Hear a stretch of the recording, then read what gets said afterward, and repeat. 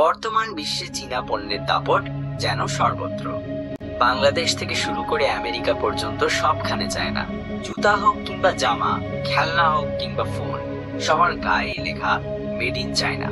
কারণ কি? কারণ একটাই, চায়নার মাল দামে কম, দাম কম, ডিজাইন চমৎকার আর বাজারে ভরপুর।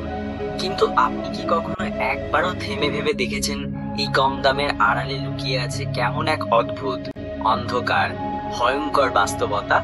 আজ আমি আপনাদের জানাব এমন কিছু অবিশ্বাস্য অথচ সত্য ঘটনা, যা হয়তো আগে শুনলেও এতটা গভীরভাবে ভাবেননি কখনো। তাই ভিডিওটি একবারে শেষ পর্যন্ত দেখুন। আর হ্যাঁ, আমাদের চ্যানেলটি সাবস্ক্রাইব করতে ভুলবেন না। পাশে থাকা বেলটি টিপে দিন নতুন নতুন অজানা বিষয় সবার আগে পেতে। ফিরছি ইন্ট্রোর পর। বাংলাদেশের বাজারে চীনের পণ্যের দখল দিনকে দিন বেড়েই চলেছে। কিন্তু এই সব জিনিসের উৎপাদন প্রক্রিয়া এতটাই ভয়ঙ্কর যে জানলে আপনি চমকে উঠবেন। ধরুন, আপনি আপনার সন্তানের জন্য একটি সুন্দর খেলনা কিনলেন, যেটি দেখতে সুন্দর, দামেও সস্তা। কিন্তু আপনি কি জানেন সেই খেলনাটি ব্যবহৃত কন্ডম দিয়ে তৈরি হতে পারে? হ্যাঁ, চীন ব্যবহারযোগ্য জিনিসকেও রিসাইকেল করে নতুন পণ্যে রূপান্তর করে বাজারে ছেড়ে দেয়। এখন আপনি ভেবেই দেখুন, এই খেলনা আপনার সন্তানের শরীরে কতটা ক্ষতি করতে পারে। চীনের ইউলিন শহরে প্রতি বছর জুন মাসে অনুষ্ঠিত হয় ডগ মিট ফেস্টিভ্যাল। প্রতি বছর এই উৎসবে 10,000-এরও বেশি কুকুর মারা হয়। সমগ্র বছরে এই সংখ্যা পৌঁছে যায় 1 কোটিরও বেশি কুকুরে। এই দৃশ্য এতটাই নির্মম যে চোখে পানি আসবে আপনার। এবার শুনুন আরো একটি বিস্ময়কর রীতি। চীনে ভার্জিন ছেলেদের প্রস্রাবে ডিম সিদ্ধ করে খাওয়া হয়। এটি তারা করে শত শত বছর ধরে। তাদের বিশ্বাস, এই ডিম খেলে পিঠ, কোমর, হাঁটু, জয়েন্টের ব্যথা কমে এবং শরীরে এনার্জি থাকে। এই ডিমের জন্য তারা স্কুল থেকে ছোট ছেলেদের ইউরিন সংগ্রহ করে। ভাবা যায়, তেলাপোকা, ইঁদুর, কুকুর, বাদুড় এগুলিও চীনের কিছু অঞ্চলে খাবার হিসেবে ব্যবহৃত হয়। অথচ মজার ব্যাপার হলো, চীন নিজেরা দীপাবলি বা ক্রিসমাস পালন করে না। তবুও বিশ্বজুড়ে ব্যবহৃত 95% ক্রিসমাস ট্রি ও 70% দীপাবলি লাইট চীনেই তৈরি হয়।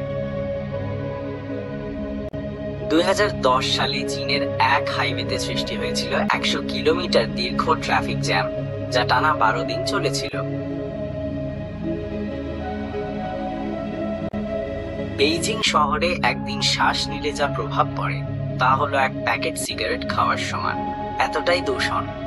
এমনকি চীনের কিছু অঞ্চল মহাকাশ থেকেও দেখা যায় দূষণের ধোঁয়ায় মোড়ানো অবস্থায়।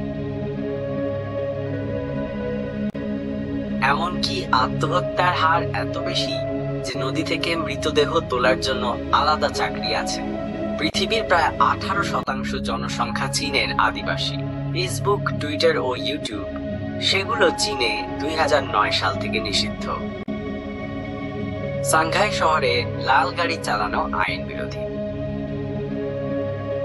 মজার বিষয় হলো, চীনের ধনী ব্যক্তিরা চাইলে অন্য কাউকে নিজের জায়গায় জেল খাটাতে পারে। তারা সেটার জন্য টাকা দেয়, আর কেউ জেল খাটে। আর অবাক করার বিষয় হলো, সেক্স টয়লেট বিক্রিতে চীন প্রথম। চীনে মাত্র 100 টাকা খরচ করে তৈরি হয় 1 কেজি নকল মধু, যা বাজারে বিক্রি হয় 600 টাকায়। এই মধু শরীরে গিয়ে সৃষ্টি করছে নানা জটিল রোগ। আর এখন তারা তৈরি করছে নকল চাল, যাকে বলা হয় প্লাস্টিক রাইস।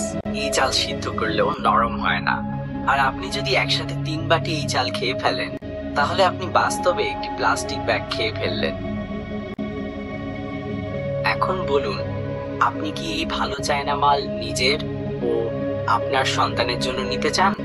এত কিছুর পরেও আমরা যদি চীনের প্রোডাক্ট কিনি, তাহলে সেটা শুধু দেশের টাকা চীনে পাঠানো নয়, বরং সেটা এক ধরনের অজান্তেই ক্ষতি ডেকে আনা।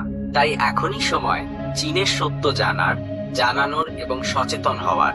আপনি এই ভিডিওটা লাইক করুন বা না করুন, তবে শেয়ার করুন হোয়াটসঅ্যাপ, ফেসবুক বা অন্য যে কোনো মাধ্যমে, যাতে আপনার মতো আরো অনেকে চীনের এই ভয়ঙ্কর বাস্তবতা জানতে পারে। আর নিচে কমেন্টে জানিয়ে দিন আপনার মতে চায়না প্রোডাক্ট বয়কট করা কি উচিত। আর এমন আরো বিস্ময়কর ও তথ্যভিত্তিক ভিডিও পেতে আমাদের চ্যানেলটি সাবস্ক্রাইব করতে ভুলবেন না।